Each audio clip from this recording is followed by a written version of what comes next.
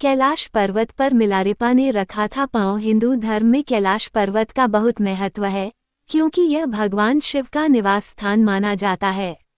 इसी के साथ इन सभी के बीच सोचने वाली बात यह है कि दुनिया की सबसे ऊंची चोटी माउंट एवरेस्ट को अभी तक 7,000 से ज्यादा लोग फतह कर चुके हैं, जिसकी ऊंचाई 8,848 मीटर है, लेकिन कैलाश पर्वत पर आज तक कोई नहीं चढ़ पाया, जबकि इसकी ऊंचाई एवरेस्ट से लगभग 2,000 मीटर कम यानी 6,638 मीटर है। आज तक इस बात का रहस्य बना हुआ है कि आखिर ऐसा क्यों। इसके पीछे कई कहानियां प्रचलित हैं।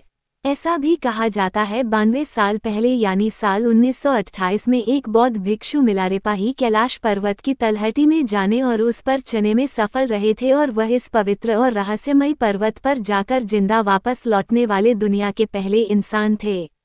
कैलाश पर्वत के शिखर पर कोई नहीं चढ़ सकता।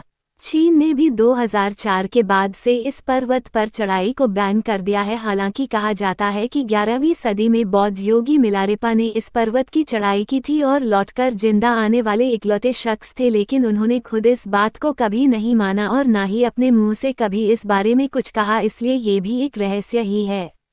इस बारे में कुछ लोगों का मानना है कि कैलाश पर्वत पर शिव जी निवास करते हैं और इसीलिए कोई जीवित इंसान वहां ऊपर नहीं पहुंच सकता।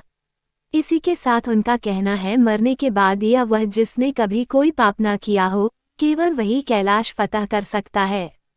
इसी के साथ ऐसा भी मान्यता है कि कैलाश पर्वत पर थोड़ा सा ऊपर चढ़ते ही व्यक्ति दिशाहीन हो जाता है और बिना दिशा के चढ़ाई करना मतलब मौत को दावत देना है, इसीलिए कोई भी इंसान आज तक कैलाश पर्वत पर नहीं चढ़ पाया।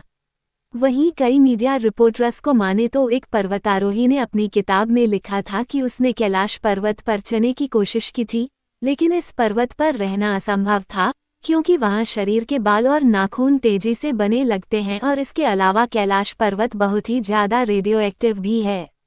कहा जाता है कैलाश पर्वत का स्लोप कोण भी 65 डिग्री से ज्यादा है, जबकि माउंट एवरेस्ट में ये 40-60 तक है, जो इसकी चढ़ाई को और मुश्किल बनाता है।